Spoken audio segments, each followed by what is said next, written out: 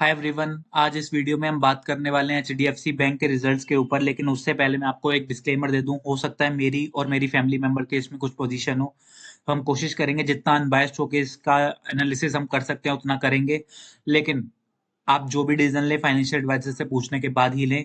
लेकिन उससे पहले मैं आपको एक बात समझनी पड़ेगी, जब पिछले क्वार्टर के एचडीएफसी बैंक के रिजल्ट आए और आज जो रिजल्ट आए उसके बीच में आज भी ये शेयर 5% नीचे है। आपको ये बात दिमाग में अपनी रखनी चाहिए। अब इसका अगर मैं शॉर्ट और क्रिस्प व्यू दूं, कैसे रहे एचडीएफसी बैंक के रिजल्ट। एचडीएफसी के रिजल्ट रहे हैं मेरे हिसाब से न्यूट्रल टू नेगेटिव। और ऐसा हमें क्यों लग रहा है, अब उसको हम डिटेल में थोड़ी चर्चा करते हैं। हमने बिल्कुल शॉर्ट और क्रिस्प वीडियो बनाई है ताकि सारे पॉइंट्स आपको क्लियर भी हो जाएं और रिजल्ट भी आपको समझ आ जाए। सबसे पहले जो मेरा मेजर पॉइंट जो मैंने इस रिजल्ट में ऑब्जर्व किया है, अदर इनकम पे अगर आप नजर डालेंगे, पॉइंट नंबर 2, 11,137 करोड़ से इनकी अदर इनकम हो गई है 18,166 करोड़। उसके पीछे सबसे मेजर रीजन है, इन्होंने अपनी एक कंपनी बेची है जिसका नाम था एच डी एफ सी क्रेडिलिया, जिसकी वैल्यू जिसमें इनको गेन हुआ है लगभग 7,341 करोड़ का। आप ये कह सकते हैं 7,300 का एक एक्सेप्शनल गेन है, जिसकी वजह से जो प्रॉफिट के आपको नंबर दिख रहे हैं वो आपको मेंटेन दिख रहे हैं। दूसरा, अगर आप पॉइंट नंबर 11 में देख पाए, इनको इस बार टैक्स में एक बहुत बढ़िया बेनिफिट मिला है। पहले इन्होंने लगभग 3,000 करोड़ का टैक्स पे कर रखा था, लेकिन इस बार इन्होंने इसका कोई प्रोविजन नहीं बनाया है और 700 करोड़ का नेगेटिव फिगर है, यानी कि लगभग 3700 करोड़ का बेनिफिट इनको टैक्स में हुआ है। अब ये सवाल आ जाता है कि अगर इतना ज्यादा इनको बेनिफिट हुआ है तो क्यों इनके रिजल्ट बहुत अच्छे होने चाहिए उस हिसाब से, तो लेकिन रिजल्ट उतने अच्छे नहीं है। क्यों? उसके पीछे सबसे बड़ा रीजन है, अगर आप इनके प्रोविजंस देखेंगे, प्रोविजंस है पॉइंट नंबर 8 में, 4,200 करोड़ से प्रोविजन बढ़कर हो गए हैं 13,511 करोड़। ये सबसे बड़ा डेंट मुझे इस रिजल्ट में लग रहा है। और इसका पीछे रीजन ये होता है क्योंकि बैंकों को कुछ प्रोविजंस आरबीआई के रूल्स के तहत बनाने होते हैं।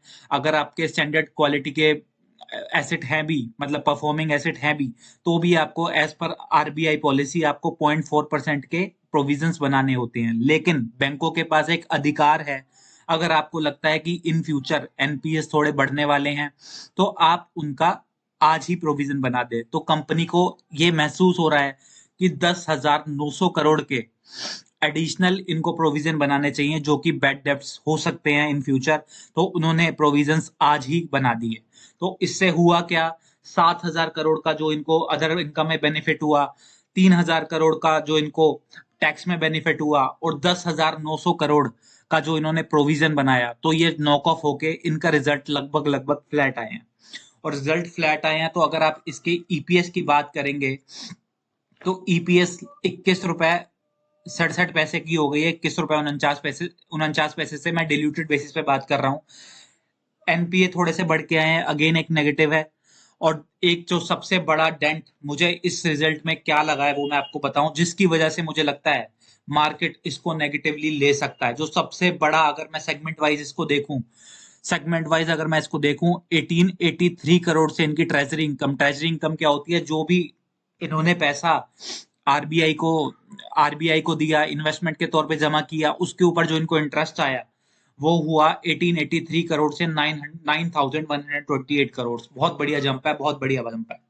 लेकिन जो सबसे बड़ा धक्का इस बैंक को कहाँ लगा है, सबसे बड़ा धक्का इस बैंक को लगा है रिटेल बैंकिंग के प्रॉफिट्स में, जहां 5,725 करोड़ से सीधा सीधा इनके 426 करोड़ के प्रॉफिट रह गए हैं।